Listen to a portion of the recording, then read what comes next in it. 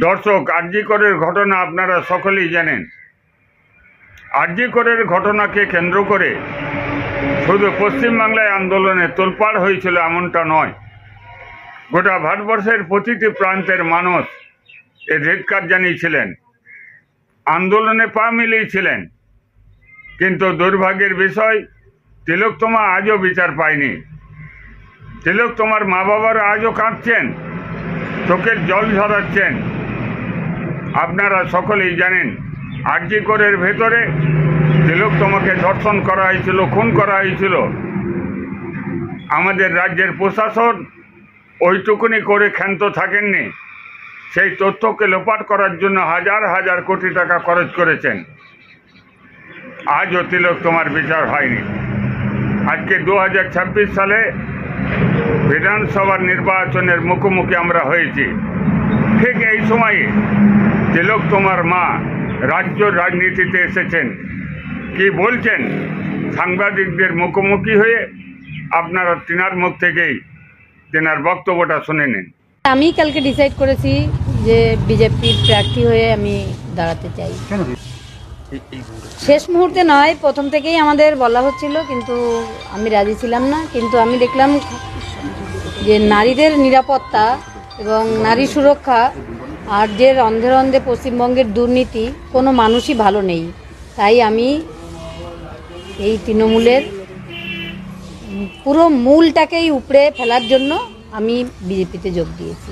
কথা এখনো কারো সঙ্গেই হয়নি, প্রস্তাব আমিই দিয়েছি, আমিই ফোন করে বলেছি। আমি প্রার্থী হতে চাই। কোন দলে? বিজেপি।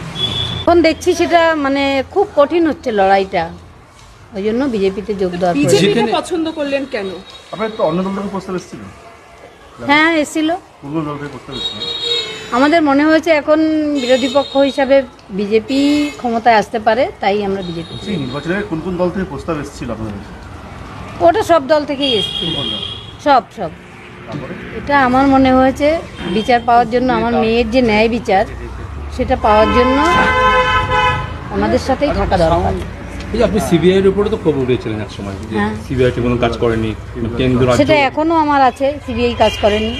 সিবিআই এর যে সীমা পাহুজা বা সিবিআই এর যে ডিরেক্টর, তাদের উপরে আমাদের এখনো ক্ষোভ রয়েছে, তারা ঠিকঠাক তদন্ত করছে না, তাই আমার মেয়ের বিচারটা বিলম্ব হচ্ছে। আপনি প্রার্থী হলেন, মেয়ের বিচার আগামী দিনে কি কোনো প্রভাব পড়বে? সেটা জানি না, তবে বিচার আমরা ছিনিয়ে আনার যে লড়াইটা, সেই লড়াইটা আরও জোরদার হবে।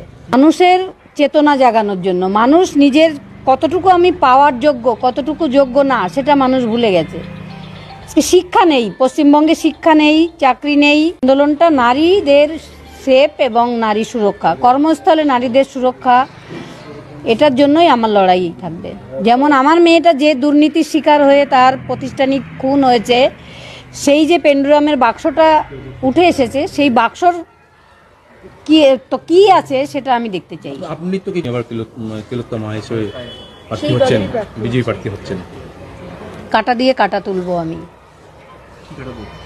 কিভাবে সেটা আমি জানি না, আমি তো রাজনীতির লোক নই। আমি মেয়ের বিচার এবং নারীদের সুরক্ষা এবং বাচ্চা ছেলেমেয়েরা যে পড়াশোনা করতে পারছে না, এটা আমার দেখে হতাশ লাগছে। তারপরেও আমার মেয়েকে নিয়ে রাজনীতি করে ভোটাভুটি করে তৃণমূলকেই সেই জিতিয়ে দেবে, এটা আমি মানসিকভাবে মেনে নিতে পারিনি, তাই আমি।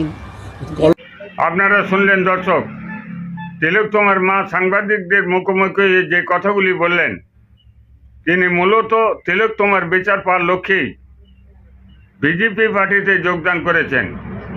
জানি না বিজেপি পার্টির পক্ষ থেকে তেনাকে কোন কেন্দ্র থেকে প্রার্থী হিসাবে দাঁড় করাবেন, আর সেই কেন্দ্রের মানুষই বা কী ভাবছেন, কি ভাববেন।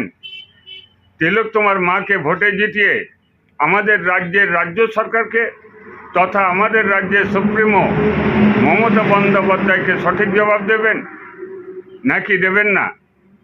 আর আপনাদের কি মনে হয়, তিলোত্তমার মা রাজনীতিতে নামা ঠিক হয়েছে না ঠিক হয়নি? আপনাদের গুরুত্বপূর্ণ মতামত হদিস টিভির কমেন্ট বক্সে অবশ্যই দেবেন। সকলকে নমস্কার।